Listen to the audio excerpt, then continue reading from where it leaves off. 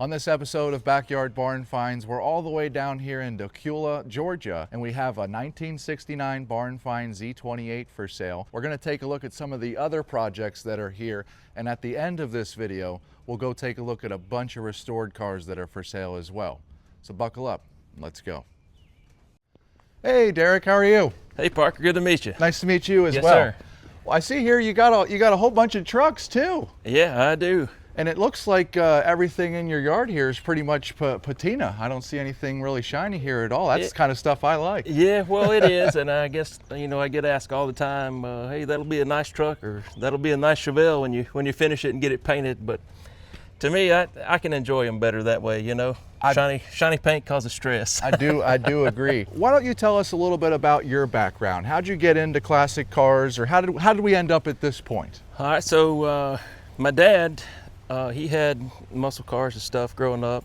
Him and my uncle. That's kind of where the car thing started at. He had a '68 Chevelle that my dad and mom dated in high school with, actually. So that's why the '68 is something that's always stuck with me on that one.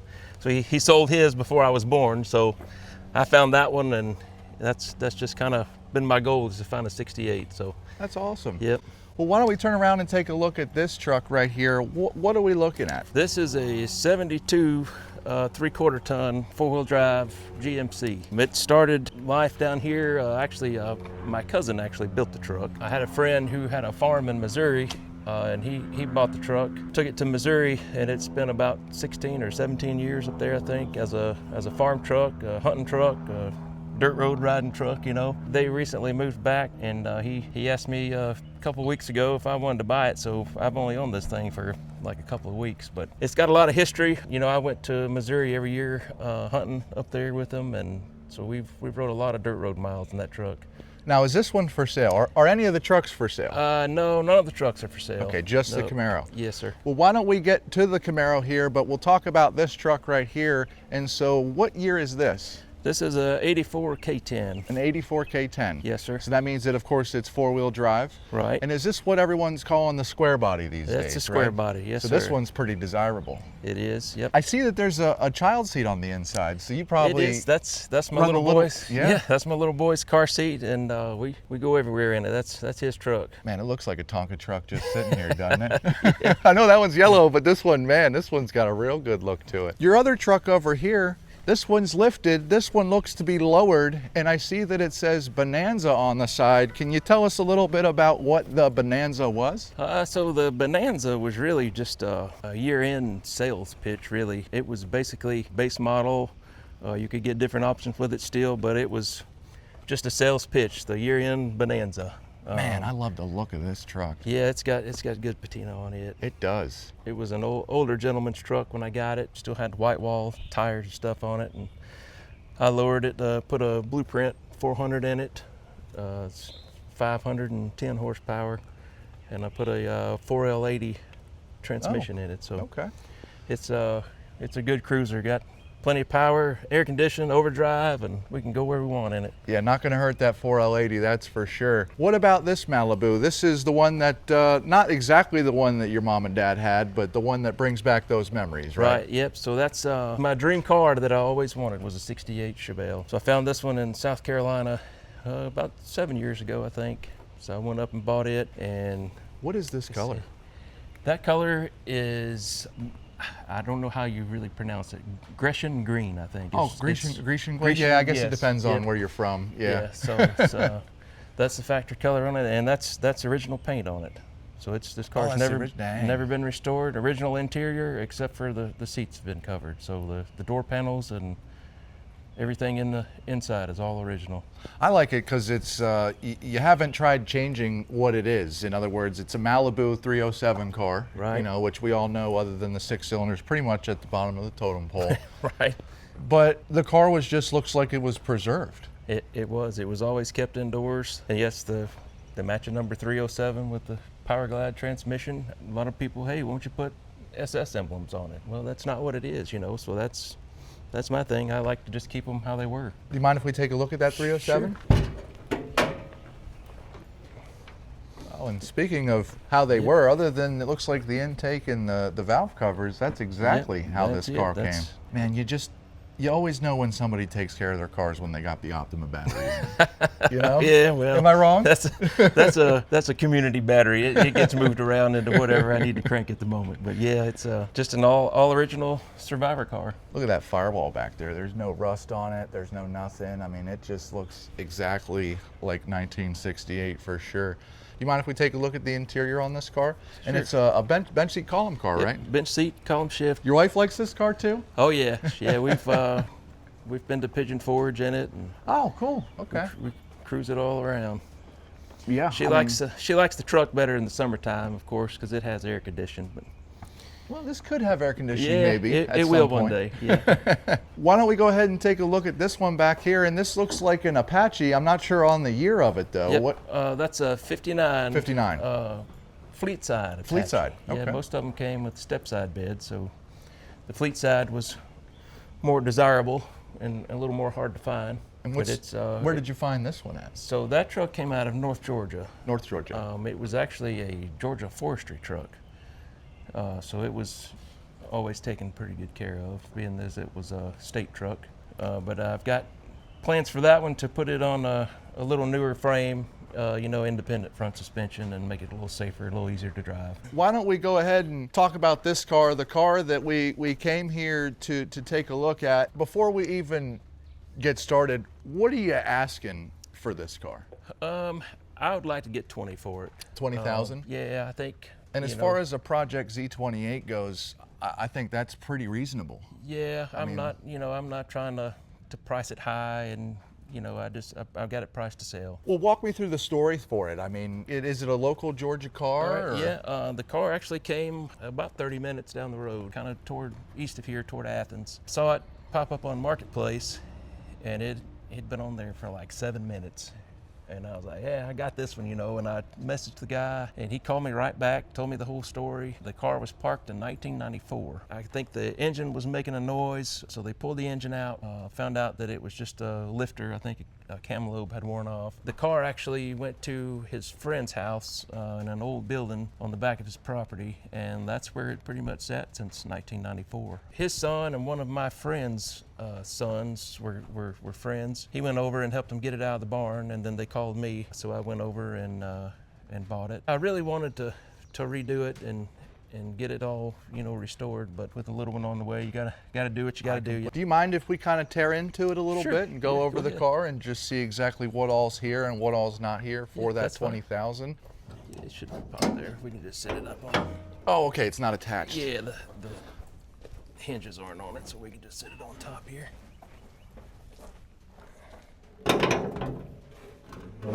There we go. This looks like it's been changed, the master cylinder on it. What I'll do is take a look at this tag right here. Right there it says X33, so that would be correct for a Z28. And of course we have the O2D, which would be a February build. It looks like a 57 upper with a black vinyl top, so that would be Fathom Green, right? Yeah, Fathom Green would be the factory color. We have the 712, which should be deluxe interior as well. Mm-hmm. So really, really, really cool car. I see that it has the cow hood that we took off of it. Do you know if it had the cow hood originally? I don't think it was a factory cow hood, and it was not a D80, so it wasn't a spoiler car either. Yeah, and what he means by that is these cars in February were not mandated to have spoilers on them, so if they had spoilers, they would say D80 after the X33. Now, it's also difficult to tell, but if you come over here, do you see this little punch hole mark? That would be for the RS.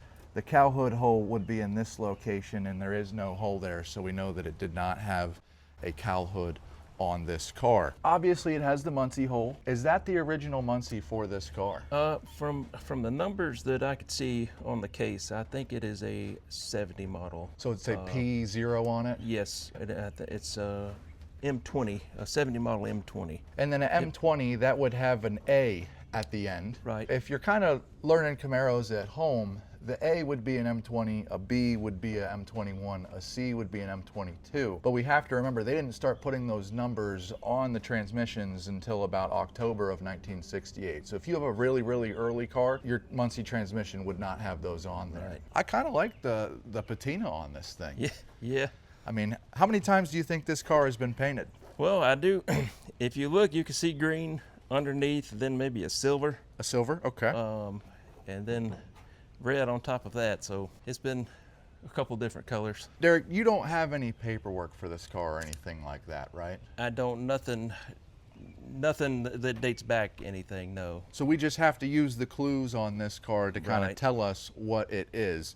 And we see here that it does have the big fuel line on it, the 3/8 fuel line. Of course, it has the disc brakes. But why don't we move here to the inside of this car? And you know, typical back in the day Mustang mirrors were put on it. Right. Of course, you can see the deluxe seats here. Man, this car is actually a lot nicer than I thought it was. I mean, the rockers down here are pretty solid. We do have some rust in the lips for the wheel well, but that's pretty typical stuff. If we take a look on the inside, we do see the Hurst shifter there. Looks like 8,000 red line tack. That would be correct. This car came with the clock in it then, huh? Yes, sir. And then, oh, this is only, looks like 69,796 miles. I'm seeing some heads underneath the back seat back here. Are these, you believe the numbers matching heads on it at all? No, I don't believe so. I think those are 291s. Yeah, I so think not, those not are 4 of 69. 68 heads, I believe. Yep. And then what I wanted to check here is just make sure that we're dealing with a disc brake 12-bolt car. And the way that we would do that, I'll show you here, is we take a look at, of course, the proportion valve, and we have it right there on this car. So everything is checking out so far. Yeah. Unfortunately, I don't think that we're going to be able to see the X code on the bulkhead back here because it just kind of looks like it's a little bit too far gone. Yeah. Have you had the chance to kind of? I tried to look when I got it, but you know, the glue. Kind of rusted it away a little bit. It's hard to see through. Yeah, see through it all is. the glue on it to make it out. So we're not lucky there, but I mean overall it is in pretty nice shape. Exhaust hanger back here for the dual exhaust, that would be correct. And does it still have the 12-bolt in it? It does have the 12-bolt in it, and I believe it is the BO code on it, or Okay, so it's a BOCO, so it's a non-posi car Right, then. non-posi. Yep. And then does it have the leaf springs in it? yep, it's got the 4-pack leaf springs. 4-pack leaf spring there. And over there. It still has some of the original components on it. I mean, for Project Z28s and $20,000 for this car, I mean, look at the trunk lip right here. I don't think you could really go wrong with that. Looks like we have a bunch of parts here in the trunk. And is this carburetor the original carburetor? I don't think so. I think that's just a 3310 style. Yeah, kind Car, of, just yeah. Not sure exactly what it is off the top of my head, but it would not be correct for this car. And then what about this this radiator? Do we think this is original at all? I don't know if it's original, but it came with the car. All these parts were in the trunk when I got it. So. Now this car, remember, was painted 3-4 different colors. Right. So having most of the original parts with it probably isn't going to pan out. I'm not Right. seeing a UHCO tag on here or anything. But what about that intake there? You said that wasn't correct All either. right, so this is it is a Winter's Foundry intake. Yep, it's by got the stamp there. snowflake on it, but I think this was like a 70 or 71 Corvette intake. So Yeah, the Z28s would have a 472 casting here, so this is not correct. Basically, period speed parts were added to it, or just taken off better cars, it seems like, Right. and kind of thrown onto this one. So we could have blown up the block, unless this is the original block back here. But what I want to do before we get there is take a look at the trunk pan in this car for the audience at home, and I mean it's a lot better than I expected it to be. yeah, the floors in the trunk aren't terrible in it. I mean, normally we're staring right through the trunk up where I live. You know, this has a good bit of weight in it, and it's still all right. The tail pan on this is pretty nice. Yeah, wow, this car is a lot better shape than what I thought. What can you tell us about this block right here? That was the engine they pulled out of the car in '94. Once I went to look at the car, I saw the engine, and I knew that it wasn't the matching numbers engine right off. We'll come down here and we'll see the casting date on here, and it looks like 3892657. So that would be, if I remember correctly, a 67 block. Do you mind if we take a look at the pad right here, though? Yes, look at it. This block does have a DZ stamp on it. It's actually been re-stamped. The DZ would be over here. FB would be, I believe, a 327 also, so this probably was a 327 block. But you can see here that it has been tampered with, and unfortunately, they just didn't probably know back in the day what they were doing. And so it looks like maybe they were trying to make a homemade 302 with the pistons and everything. The 327 block and the 283 crank and made their own. Yeah, it probably went to somebody who was an engine builder or something, and they kind of knew a little bit here, a little bit there back in the day, and kind of made basically the block that we have here. But that's cool. We've never had that on the channel before, where they've actually re-stamped the DZ in here to try and fool somebody, I guess. Well, but I knew does that go with the car? We almost tossed the engine when I got it, because I looked at it and I'm like, that's not right. Yeah, the engine goes with the car. Yeah, everything goes with it. I'm not sure. Would you put that back in the car, or what would you do? You know, I don't know. I would probably try to find a real DZ block. When we were talking on the phone, you had mentioned that maybe we could go check out some other cars that are for sale. Yeah, I've got a good friend of mine, not far away, has a few cars, and he said we're more than welcome to come down and check those out. Are they restored, unrestored? Yeah, most of those are all restored, really nice cars. Okay, well, why don't we, if you guys are interested in this vehicle, how can they get in contact with you? They could give me a call if they want. Give you a call, just put your number down below in the description. That'd be fine. Why don't we go ahead and take a look at some of these other cars that you have for sale at your buddy's place, and we'll head over there. All right, sounds right good. now.